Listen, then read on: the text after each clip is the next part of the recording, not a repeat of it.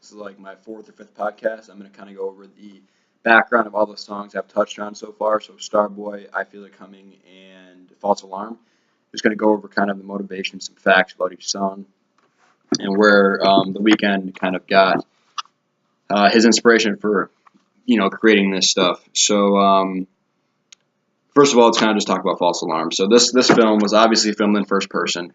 It puts you in the point of view of the Weeknd, of the robber of this bank, and that alone gives the viewer a completely different feel. A lot of music videos, if any, do that actually, and I think by False Alarm, just the content of the song itself and the premise of this female lover, coupled with the fact that he's in an action shot, gives the viewer a completely different concept of watching this.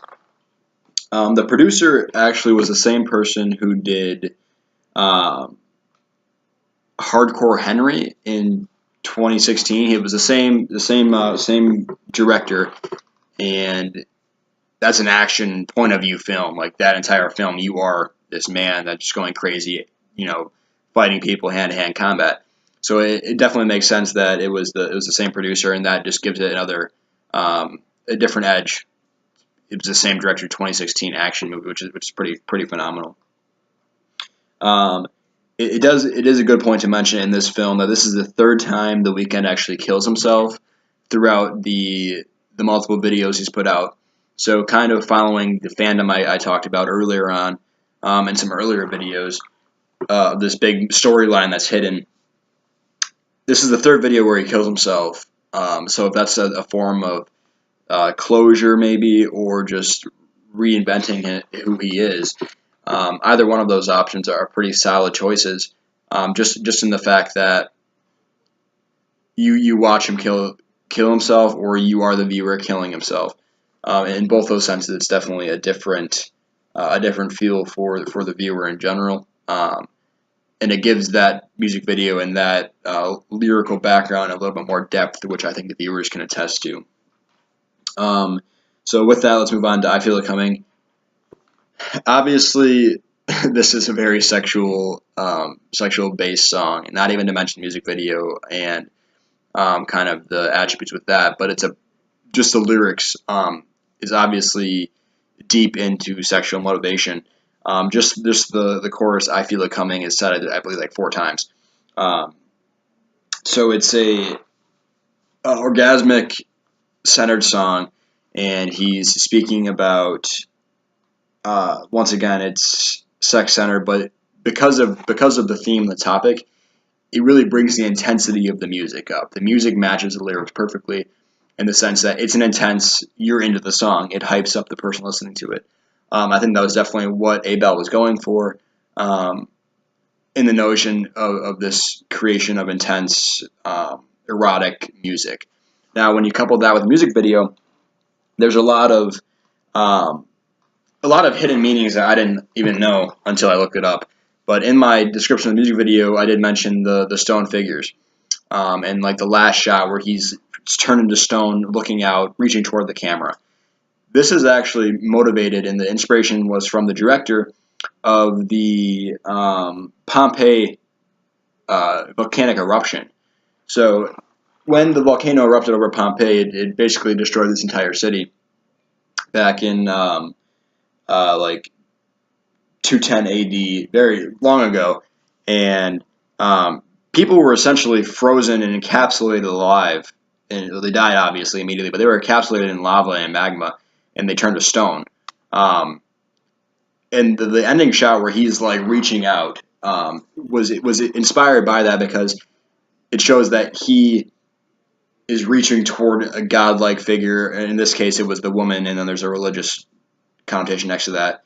But he's reaching out for all life because he's dead, and he knows he's dying. He's turned to stone, reaching out.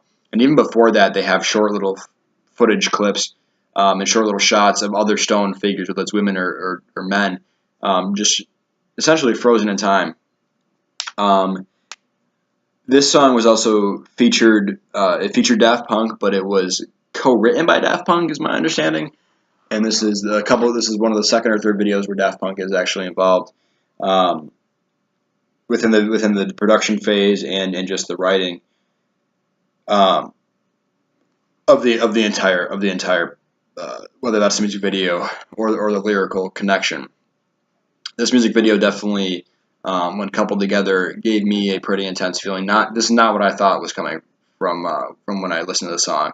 I was imagining a much more sexual undertone to the music video, but that what really wasn't there. It was more of a religious appeal, religious, and obviously the battle or the destruction of Pompeii was involved. But Abel definitely uses the power of sex and his desire for women and desire for wealth in a lot of his videos and a lot of his music. So I think that's definitely understandable.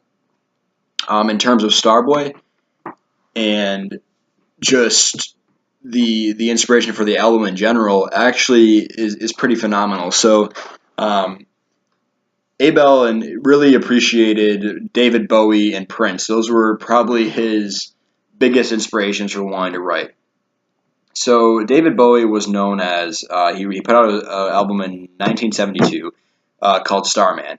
David Bowie kind of adopted the title Starman. Excuse me.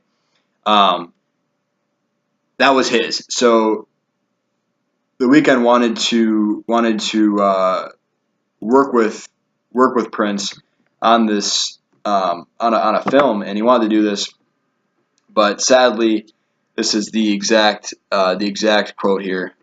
Uh, well, what is going on here? Sorry about that. Something a little pop up happened on my screen. So Tesfaye revealed that he was going to work with Purple One at Paisley Park, but when he died in April, the collaboration never really came together. So he used his next album to idolize this this musical interest that he's had for a good part of his life. So they always have been connected between Prince and the Weeknd. There was always that he just looked up to this producer and then this audio phenomenon, and he wanted to recreate that or just appreciate that to the full extent with his Starboy release. So that's why it's called Starboy, because of David Bowie's correlation with the Starman album he put out. So even before, like in the Wall Street Journal back in 2015, Beauty Behind the Madness admitted that his newest effort, Starboy, owes 1,000% of its inspiration to Bowie and Prince. That's definitely where, like that's a quote. He actually said that, so there's no question about it. This was a connection to that.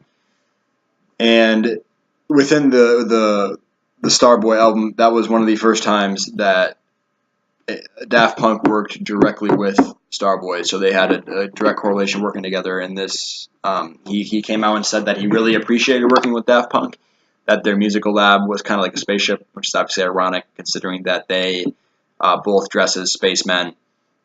So he said, I quote, "Their studio's like a spaceship. There's a lot of gear." He said, but the way they make the music, the way they explain it, it's very cinematic. It's like they're reading a page out of a novel. And I think on that note, a lot of the music videos that The Weeknd produces all have that kind of feel to them. They all have that cinematic quality essence where it makes you feel like you're going through the song and a movie almost. It puts you as the viewer in that spot, and it definitely has benefits as a viewer and as a producer when that is the case. It gives your audio just a more in-depth feel. So with that, I think I'm just going to wrap this video. This is meant to be a little quick, short kind of description of each of the songs I've covered so far. This week coming up, I'm going to go over the Mania production, which was a kind of overarching pre-release of the Starboy album, and then I'll probably touch on a couple more songs, one or two, within the Starboy album, and just kind of give, they don't have music videos yet, but kind of give my my response to the lyrics and kind of where they came from. So thanks again, guys. Like and follow, please. Take it easy.